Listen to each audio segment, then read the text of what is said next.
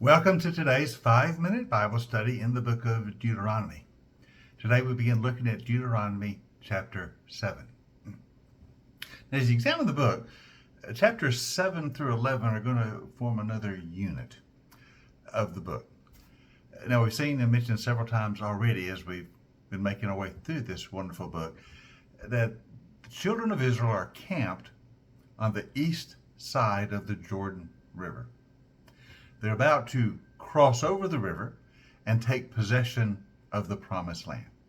And so the last thing Moses does with them before they begin that possession of the land is he renews the covenant with them. That's what we've been looking at in these first 6 chapters. And chapters 7 through 11, Moses sort of pivots and begins to talk about what it will be like to take the land. Now Joshua's going to lead them. But Moses is getting them ready.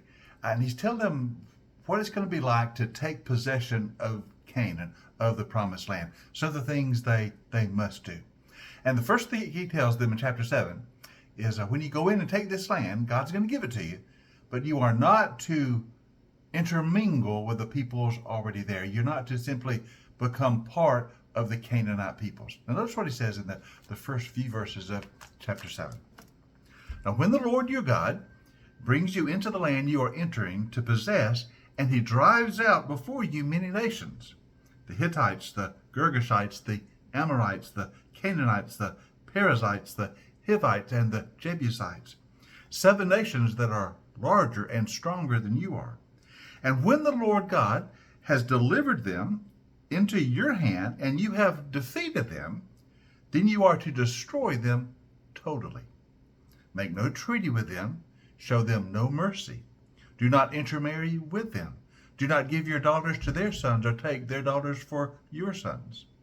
For they will turn your children away from following me to serve other gods, and the Lord's anger will burn against you, and he will quickly destroy you.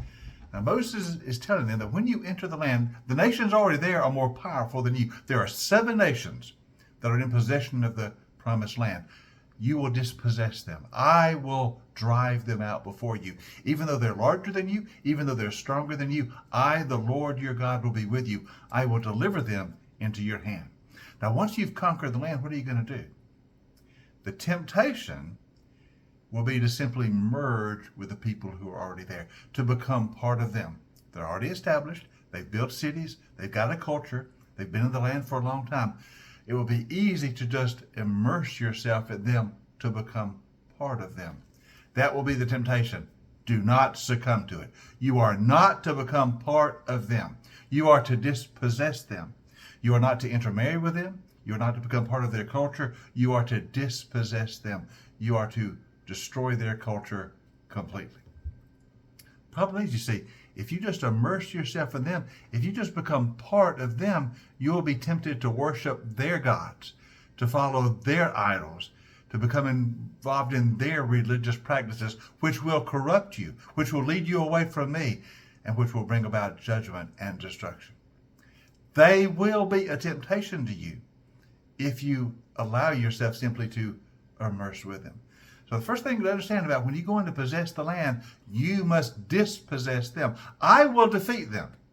I will drive them out. But it is your responsibility to make sure you don't just become part of the existing culture. You must destroy the Canaanites, and you must come into possession of the land, lest you be compromised in your faith.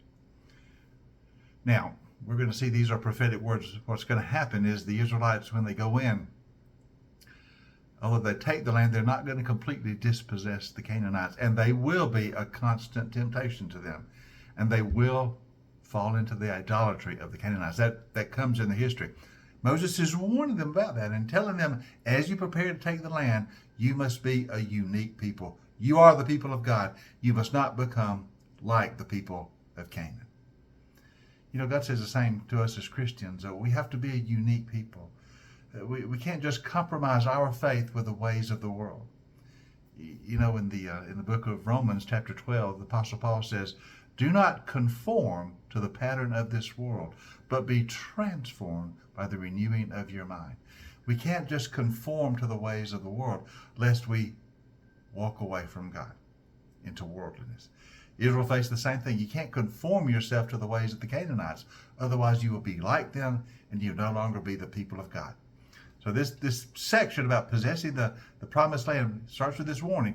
When you go in, take the land and do not conform yourself to the peoples already there, lest you be corrupted and turned away from me. You must be my people.